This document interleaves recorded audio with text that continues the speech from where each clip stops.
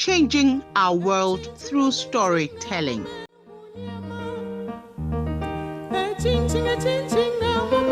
A Thorn in Her Side. Takyiwaa never left the house without reminding herself that her words and actions are true reflections of her upbringing.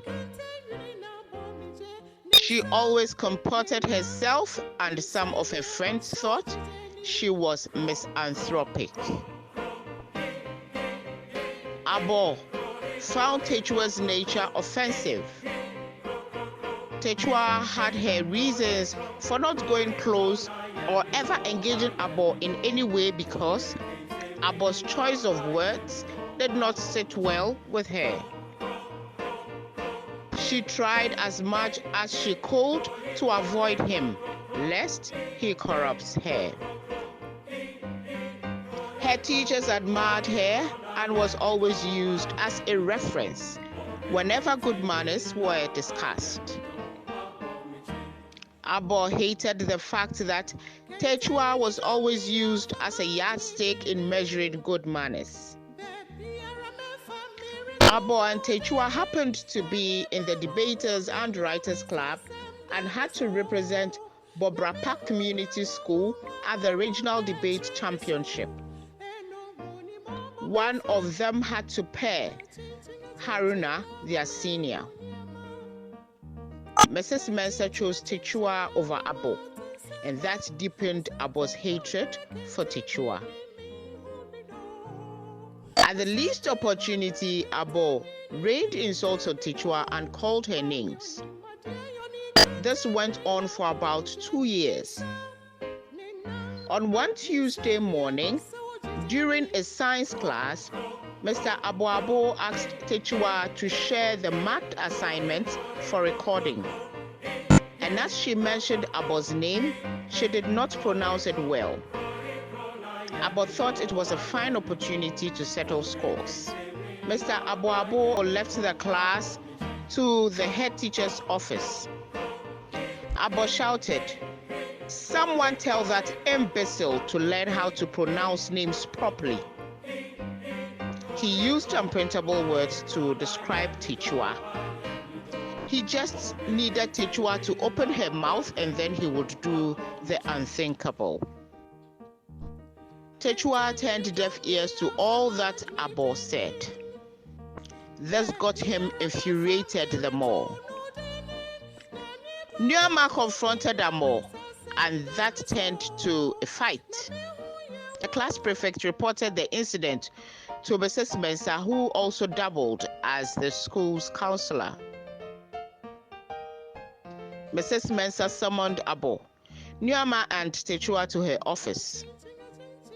When she asked Nuamah the cause of the fight, Nuamah told Mrs. Mensah that, for no apparent reason, Abor had a deep-seated hatred for Takyiwaa and for years had been insulting and calling her names.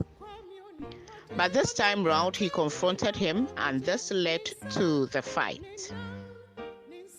Mrs. Mensah asked Abor to tell his side of the story. Abor started. "Mrs. Mensah, this girl thinks highly of herself. She doesn't respect. She chooses who to talk to. She thinks she is favored by the teachers, so she can do whatever she wants." Mrs. Mensah was not surprised to hear that from him. She had also observed Abor's passionate dislike for Takyiwaa. She smiled, shook her head, and asked Takyiwaa to speak. "Thank you, Mrs. Mensah," Takyiwaa began. "Before I leave the house every day, I remind myself that my words and actions are true reflections of my upbringing. Abor's choice of words to me are quite harsh. If I engage him, it means I will be towing his line, and this is what I want to avoid. I'd rather ignore his comments and remain silent than to get involved and soil my hard-earned reputation." Abor, on listening to Takyiwaa, felt insulted and complained to Mrs. Mensah. Mrs. Mensah asked Abor to calm down.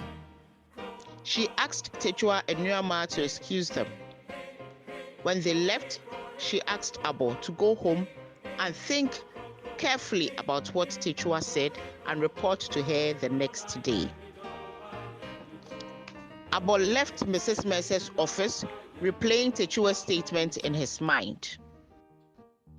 When he got home, he sat on his bed and in deep thought made a confession. Takyiwaa did not insult me. My words and actions have soiled the image of my parents. I'll have to eat humble pie and apologize to Takyiwaa. No wonder she's admired by all the teachers. People may say terrible things to you. If you don't respond, it's an answer. I've learned a lot from Takyiwaa. The next morning, he went to Mrs. Mensah, greeted her, and told her that Takyiwaa's statement meant no harm, and that after a deep reflection, he noticed that it was not everything that one has to respond to. Silence is also an answer. He told Mrs. Mensah that he wants to apologize to Takyiwaa and that he would be grateful if she could send for her. Mrs. Mensah was so impressed and praised him for such a matured move. She quickly sent for Takyiwaa. Takyiwaa knocked on Mrs. Mensah's door and was asked to come in. She greeted Mrs. Mensah and Abor, and she was offered a seat. Mrs. Mensah, smiling at her, asked her how she was doing. She answered she was doing well. Mrs. Mensah told her that Abor had something to tell her. Abor looked at her and said, Takyiwaa, I'm sincerely sorry for disrespecting you. What you said yesterday made a lot of sense. I have learned that silence is an answer and that one's words and actions reflect their upbringing. Forgive me. Takyiwaa replied, No qualms, my friend. That's okay. Mrs. Mensah was happy. She said to Takyiwaa, I'm glad that your behavior has changed, Abor. She turned to Abor and said, Abor, I hope others will see a change in you and have a positive impact on them. They thanked her and left for their class. My dear friends, our words and actions tell who we are. It speaks volumes about our character. Let's take note of the following. Qualms. Qualms. Spelled Qualms. Meaning an uneasy feeling of doubt, worry, or fear. Apparent. Apparent. Spelled Apparent. Meaning clearly visible or understood. Eating humble pie. Eating humble pie is an idiomatic expression which means to admit that one was wrong or accept that one has been defeated. Misanthropic. Misanthropic, spelled Misanthropic,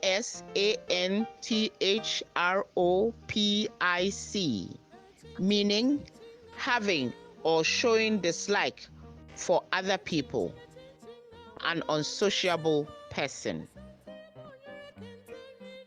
Do not forget to subscribe, like, and share. Your comments are also appreciated. A story Eddie, changing our world through storytelling.